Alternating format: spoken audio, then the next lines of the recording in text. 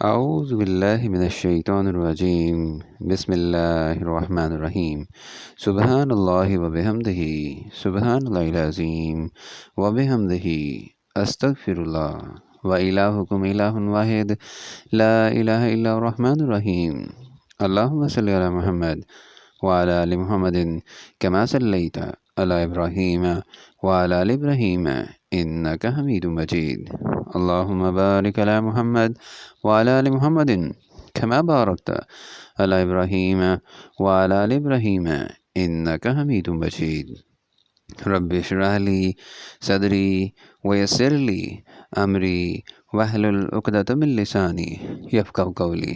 السلام علیکم ورحمۃ اللہ وبرکاتہ۔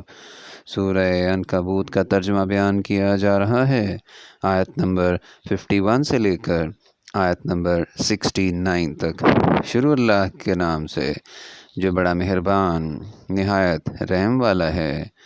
کیا ان لوگوں کے لیے یہ کافی نہیں کہ ہم نے تم پر کتاب نازل کی جو ان کو پڑھ کر سنائی جاتی ہے؟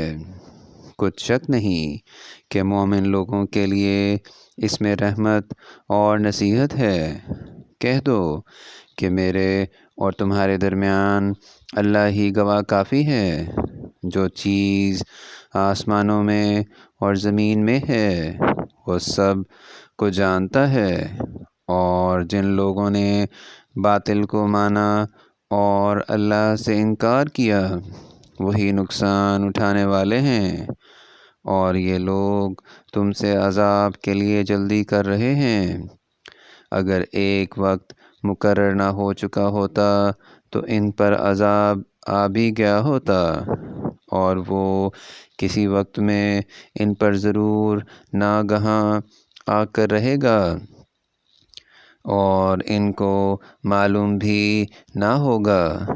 یہ تم سے عذاب کے لیے جلدی کر رہے ہیں، اور دوزخ تو کافروں کو گھیر لینے والی ہے۔ جس دن عذاب ان کو ان کے اوپر سے اور نیچے سے ڈھانک لے گا، اور اللہ فرمائے گا کہ جو کام تم کیا کرتے تھے اب ان کا مزہ چکھو۔ اے میرے بندو جو ایمان لائے ہو، میری زمین فراغ ہے تو میری ہی عبادت کرو۔ ہر متنفس موت کا مزہ چکھنے والا ہے، پھر تم ہماری ہی طرف لوٹ کر آؤ گے۔ اور جو لوگ ایمان لائے اور نیک عمل کرتے رہے ان کو ہم بہشت کے اونچے اونچے محلوں میں جگہ دیں گے جن کے نیچے نہریں بہہ رہی ہیں، ہمیشہ ان میں رہیں گے۔ نیک عمل کرنے والوں کا یہ خوب بدلہ ہے، جو صبر کرتے ہیں اور اپنے پروردگار پر بھروسہ رکھتے ہیں۔ اور بہت سے جانور ہیں جو اپنا رزق اٹھائے نہیں پھرتے، اللہ ہی ان کو رزق دیتا ہے اور تم کو بھی، اور وہ سننے والا اور جاننے والا ہے۔ اور اگر ان سے پوچھو کہ آسمانوں اور زمین کو کس نے پیدا کیا، اور سورج اور چاند کو کس نے تمہارے زیر فرمان کیا، تو کہہ دیں گے کہ اللہ نے۔ تو پھر یہ کہاں الٹے جا رہے ہیں؟ اللہ ہی اپنے بندوں میں سے جس کے لیے چاہتا ہے روزی فراخ کر دیتا ہے، اور جس کے لیے چاہتا ہے تنگ کر دیتا ہے۔ بے شک اللہ ہر چیز سے واقف ہے۔ اور اگر تم ان سے پوچھو کہ آسمان سے پانی کس نے برسایا، پھر اس سے زمین کو اس کے مرنے کے بعد کس نے زندہ کیا، تو کہہ دیں گے کہ اللہ نے۔ کہہ دو کہ اللہ کا شکر ہے، لیکن ان میں اکثر نہیں سمجھتے۔ اور یہ دنیا کی زندگی تو صرف کھیل تماشا ہے، اور ہمیشہ کی زندگی کا مقام تو آخرت کا گھر ہے۔ کاش یہ لوگ سمجھتے۔ پھر جب یہ کشتی میں سوار ہوتے ہیں تو اللہ کو پکارتے اور خالص اسی کی عبادت کرتے ہیں، لیکن جب وہ ان کو نجات دے کر خشکی پر پہنچا دیتا ہے تو جھٹ شرک کرنے لگ جاتے ہیں، تاکہ جو ہم نے ان کو بخشا ہے اس کی ناشکری کریں اور فائدہ اٹھائیں، سو خیر ان قریب ان کو معلوم ہو جائے گا۔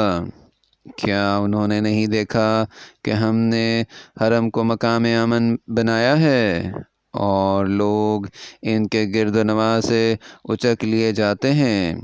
کیا یہ لوگ باطل پر اعتقاد رکھتے ہیں اور اللہ کی نعمتوں کی ناشکری کرتے ہیں؟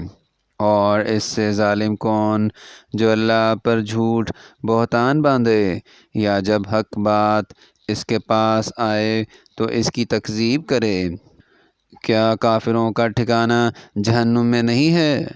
اور جن لوگوں نے ہمارے لیے کوشش کی ہم ان کو ضرور اپنے رستے دکھا دیں گے، اور اللہ تو نیکوکاروں کے ساتھ ہے۔ یہاں تک سورہ عنکبوت کا ترجمہ آیت نمبر 69 تک بیان کر دیا گیا ہے۔ اگر اس میں کوئی غلطی ہو جائے تو ہم اللہ تعالیٰ سے معافی چاہتے ہیں اور دعا ہے کہ اللہ تعالیٰ ہماری ہدایت فرمائے۔ آمین یا رب العالمین۔